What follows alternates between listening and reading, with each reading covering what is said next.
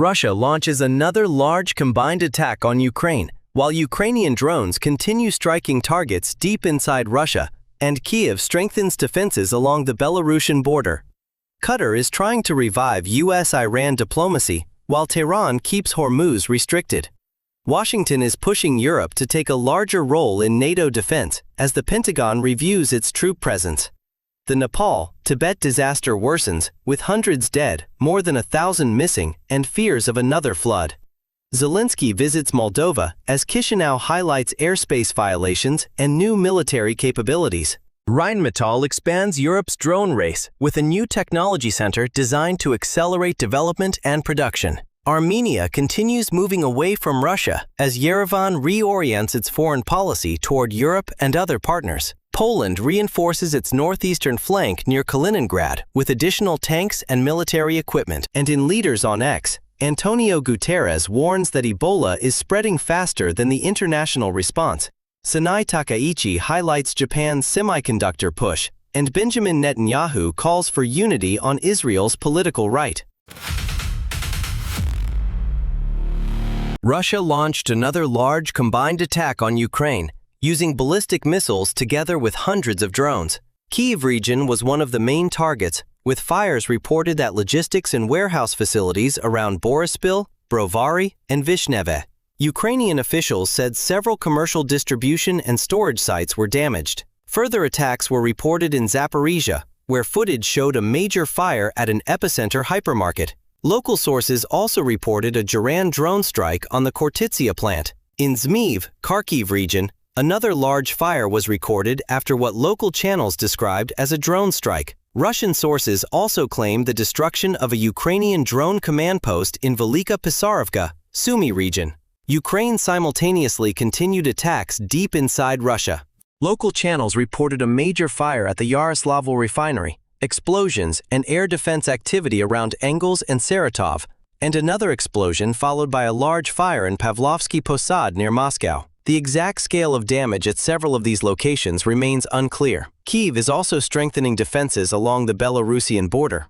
Satellite imagery cited by Russian sources shows new defensive positions around Ovruch in Zhytomyr region and toward Poliske near the Chernobyl zone, focused on routes leading south from Belarus. The diplomatic track may also be moving. Head of the Ukrainian presidential office, Kyrylo Budanov, said direct talks with Russia could resume as early as September, possibly with U.S. participation. Kyiv, Trump representatives Steve Witkoff and Jared Kushner, and European officials also reportedly discussed a proposal including a ceasefire, mutual troop withdrawals, and a buffer zone. The proposal also reportedly discusses a special economic arrangement in eastern Donbass, but Moscow has not accepted the concept. New details are emerging from CIA Director John Ratcliffe's Moscow visit.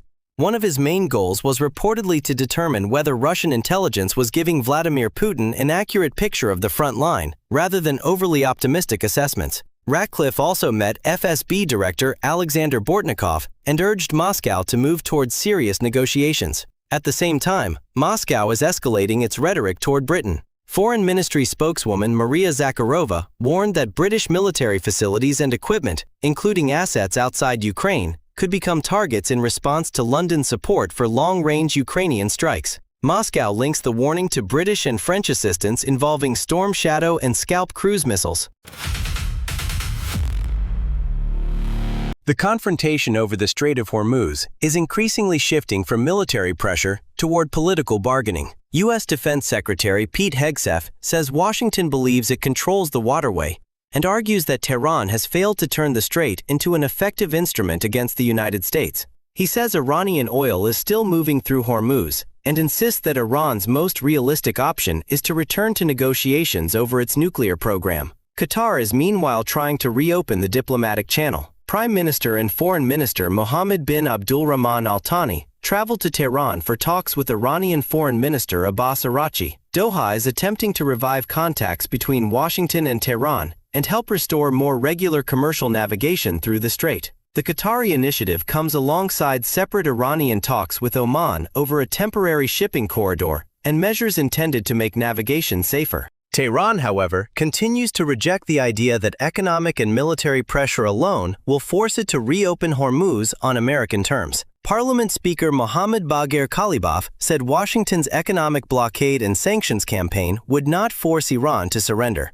During talks with the Qatari delegation, he accused the United States of prolonging regional instability and said Tehran intends to follow the conditions it has established for security and navigation in the strait. Mohsen Rezai has framed those conditions more broadly. He says a durable agreement with Washington would require progress over Hormuz and sanctions, an end to the war in Gaza, Israeli withdrawal from occupied Lebanese territory, and wider de-escalation across West Asia. Inside Iran, the confrontation is producing visible economic pressure. In Bandar Abbas, fishermen say fuel shortages and security risks are keeping more boats at the docks. Catches are falling, seafood prices are rising, and operating costs have increased. Some fishermen say they still support Tehran's decision to keep Hormuz restricted, even though the policy is hurting their own businesses. Fuel shortages are also becoming a broader domestic problem, adding pressure to an economy already affected by sanctions, disrupted trade, and tighter access to imported goods and foreign currency. Qatar's mediation is taking place while Tehran tries to preserve Hormuz as a bargaining tool without allowing the economic cost to become even harder to manage. The United States is pushing Europe toward a larger role in the conventional defense of the continent. Undersecretary of Defense Elbridge Colby says Washington wants European allies to take the lead in defending Europe, while the United States concentrates more heavily on other strategic priorities, including the Western Hemisphere and the Indo-Pacific. Colby says this does not mean the United States is abandoning NATO. Instead, Washington is trying to reshape the alliance around a model in which European members carry more of the conventional military burden, while the United States remains involved through nuclear deterrence, intelligence, logistics, and selected high-end capabilities. The Pentagon is also reviewing the future of roughly 80,000 American troops currently stationed in Europe. No final decision has been announced, but the review could lead to reductions or redeployments as Washington reassesses where U.S. forces are most urgently needed. Colby has described the emerging approach as a transition toward NATO 3.0. After visiting NATO's Supreme Headquarters Allied Powers Europe, he said he was even more confident that a Europe-led defense of the continent is viable, and that the alliance can adapt to a new division of responsibilities. NATO Secretary General Mark Rutte has broadly supported the push for stronger European capabilities, while stressing that the transatlantic link remains central to the alliance. Germany, Poland, and the Scandinavian countries are increasingly being presented in Washington as examples of allies willing to expand defense spending and take on a larger operational role. The shift reflects a wider change in U.S. strategy. Washington wants Europe to become capable of handling more of its own conventional defense, while American forces retain the ability to reinforce the continent if a major crisis develops. The disaster along the Nepal-Tibet border is continuing to worsen as rescue teams search for large numbers of missing people, and authorities warn that another major flood could still follow. Latest reports say hundreds have been confirmed dead across Nepal and Tibet, while well over 1,000 people remain missing. Many of those still unaccounted for are tourists and foreign nationals.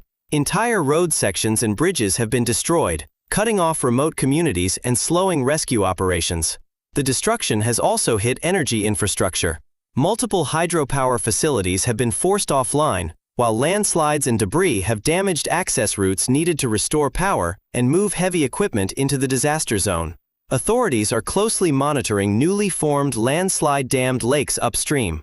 The main concern is that another sudden breach could send a second wave of water and debris through already devastated valleys. Geological monitoring also suggests that what was initially reported as an earthquake may instead have been a seismic signal linked to the collapse that triggered the flood. Nepal has deployed thousands of soldiers and police officers, while China has sent additional rescue teams from the Tibetan side. The United Kingdom, South Korea, and other countries are also providing support as the international response expands. Apple CEO Tim Cook said the company would donate to relief and recovery efforts in Nepal and Tibet, adding private sector support to the emergency response.